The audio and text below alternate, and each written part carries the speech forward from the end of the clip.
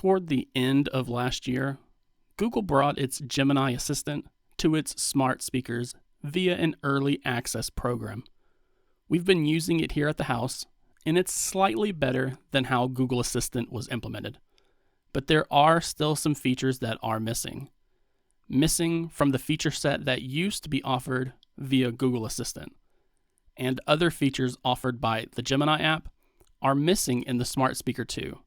So it's a bit hit or miss. But the folks at Mountain View have been busy improving this early access program. And this week, they announced a massive batch of updates that help improve things across the board. So let's take a look at all of these new changes.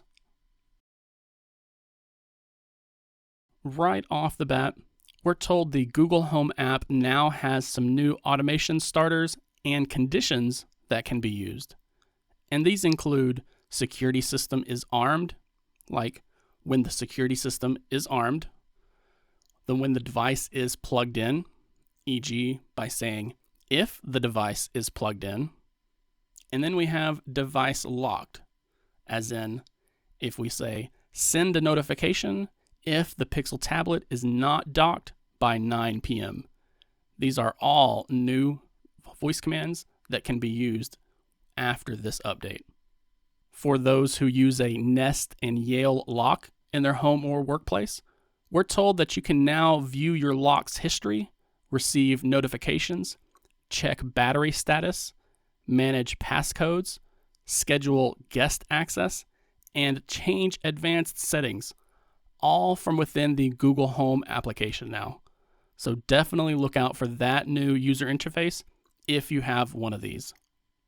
As far as more generalized improvements are concerned, the biggest change noted here talks about improved targeting for smart home devices. So if you have multiple homes set up, general voice commands will be assigned to the current home that you're in. Targeting for room and whole room commands are being improved as well. So saying turn off all lights or turn on all of the lights, those commands will now only affect the lights that are assigned to that specific room. Users should also notice that devices with unique names are now being categorized better than they used to be.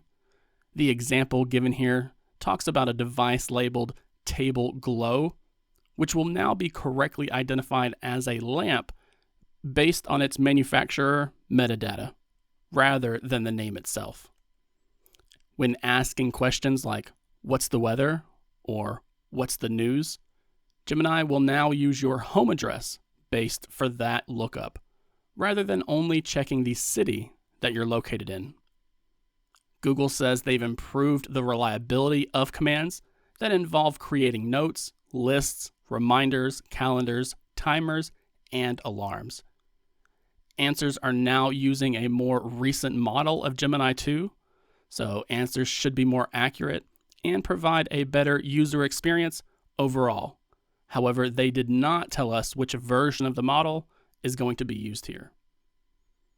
An annoying bug that had been reported, and one that we experienced quite often, where Gemini would just interrupt the user while they are still talking, and this has supposedly been fixed, although we are told that it still may happen, just at a reduced rate compared to before. Another bug that had been reported detailed how executing user-created voice automations just weren't being triggered reliably. And this is something that Google has been made aware of and should be improved once this update has been rolled out to your Google Home setup. They have also admitted that asking Gemini to play newly released songs didn't always find what the user was looking for, but this update hopes to fix that as well. And lastly, if you're subscribed to the advanced plan of the Google Home Premium, then you can now use a live search feature that will comb through all of your camera streams. This was a feature that you could only be used on past events, but with this new update, it allows the search to be applied to your current video streams as well, making it a great way of asking Gemini for the current state of your home. Personally, I'm looking forward to seeing how these changes improve the user experience of Google's smart home speaker system. We use a couple of them around the house here, mainly for answering questions and playing music, and more than once I've had to issue the same voice command to execute an automation, only to have it completely ignore that request. Just remember, this is part of the early access of Gemini on Google Home, so you do have to opt in to this program. If this is something you are not familiar with and you would like to see it on the channel, let me know down in the comments section below, because it's actually a very straightforward process.